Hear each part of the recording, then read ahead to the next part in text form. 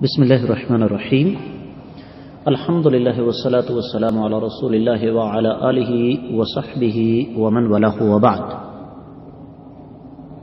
نومولود بچے کے بارے میں شرعی احکامات کیا ہیں؟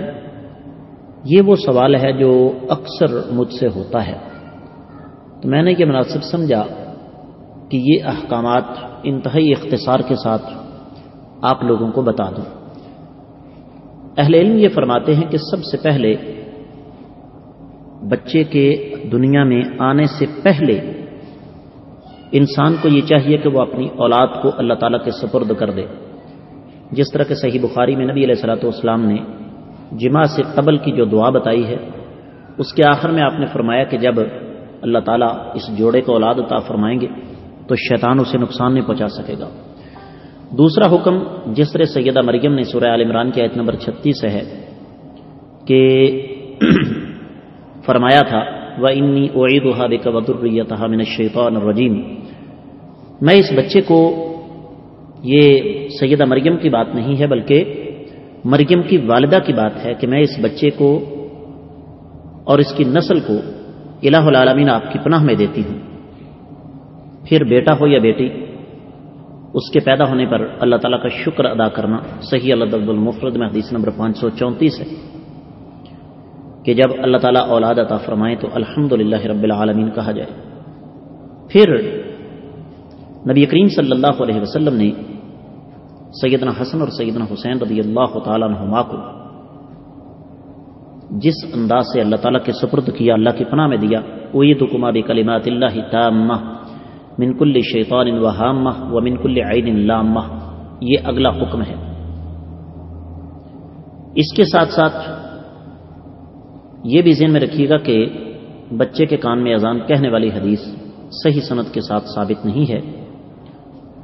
جتنی بھی حدیثیں بچے کے کان میں اذان کہنے والی ہیں ان میں عاصم بن عبید اللہ ایک راوی ہے جو کہ ضعیف ہے۔ پھر بچے کا نسبت کا سلسلہ ہے باپ کی طرف، پھر اس کے بعد بچے کے لیے دعا کرنا، بچے کو گٹی دینا، اسی طریقے سے گٹی کا وقت یہ ذہن میں رکھیے کہ سب سے پہلی خوراک جو بچے کے گلے میں اترنی چاہیے وہ گٹی ہے۔ کھجور ہو تو بہتر ہے، نہیں تو شہد، ورنہ کوئی بھی میٹھی چیز۔ پھر بچے کا اچھا نام رکھنا، اور بچے کا نام رکھنا یہ امام ابن قیم رحمۃ اللہ علیہ نے تحفۃ المولود فی باحکام المولود صفحہ نمبر 233 پر لکھا ہے کہ یہ باپ کا حق ہے۔ تو باپ سے مراد یہ ہے کہ باپ اور ماں آپس میں مشورہ کر لیں، اور رہا یہ مسئلہ کہ بچے کا نام کب رکھا جائے، تو سمجھدار لوگ تو پیدا ہونے سے پہلے ہی نام تجویز کر لیتے ہیں۔ اب نام کے حوالے سے اور بھی بہت سارے احکامات ہیں جو کہ یہاں پر اختصار کے پیش نظر بیان نہیں کیے جا سکتے۔ اس کے بعد بات آتی ہے عقیقے کی۔ عقیقہ جو ہے وہ 7ویں دن ہوگا، اور عقیقہ چھوٹے جانور کا ہوگا، اونٹ گائے یہ عقیقے میں نہیں ہے۔ لیکن ساتھ ساتھ یہ بھی ذہن میں رکھیے گا کہ جو شرطیں قربانی کے لیے ہیں وہ عقیقے کے لیے نہیں ہیں، یہ بات اچھی طرح ذہن میں رکھ لیجیے گا۔ اور نبی علیہ السلام کا فرمان ہے الوالد مرتہن بعقیقتہ، جب تک بچے کا عقیقہ نہیں ہوتا بچہ اس وقت تک مقروض رہتا ہے، رہن رہتا ہے۔ بچے کی لڑکے کی طرف سے 2 اور لڑکی کی طرف سے 1 چھوٹا جانور، بھیڑ یا بکری، اور وہ مذکر ہو یا مؤنث ہو، اس میں کوئی فرق نہیں پڑتا۔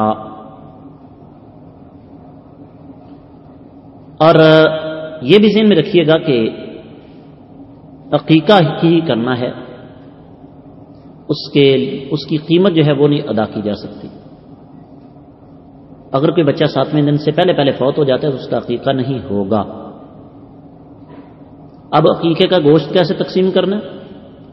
شریعت مکمل اختیار دیتی ہے آپ کو، خود کھائیں، کچا تقسیم کریں، پکا کر تقسیم کریں، یا لوگوں کو دعوت کر کے ان کو کھلا دیں. عقیقہ ہے کیا؟ نمبر 1 شیطان سے پناہ، نمبر 2 اللہ اور اس کے رسول صلی اللہ علیہ وسلم کی اطاعت، نمبر 3 کائنات کے امام صلی اللہ علیہ وسلم کی سنت کو زندہ کرنا، نمبر 4 بچے کو نجات دلانا بہت ساری آفتوں سے، نمبر 5 دوسروں کو کھانا کھلانا جنت میں داخلے کا باعث ہے، نمبر 6 یہ ایک صدقے کی قسم ہے جس کا بڑا اجر و ثواب ہے، اور نمبر 7 یہ ایک اجتماعی چیز ہے جس سے لوگوں کو ایک دوسرے کی خوشی کے اندر شریک ہونے کا موقع ملتا ہے. پھر 7ویں دن بچے کا سر مونڈنا اور اس کے سر کے بالوں کے وزن کے برابر چاندی جو ہے وہ اللہ کی راہ میں صدقہ کرنا.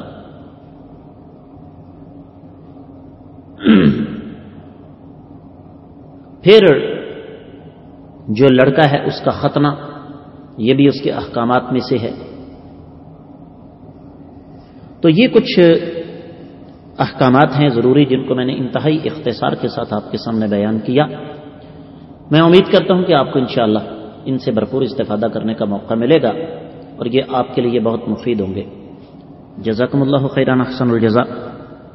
السلام علیکم ورحمۃ اللہ وبرکاتہ.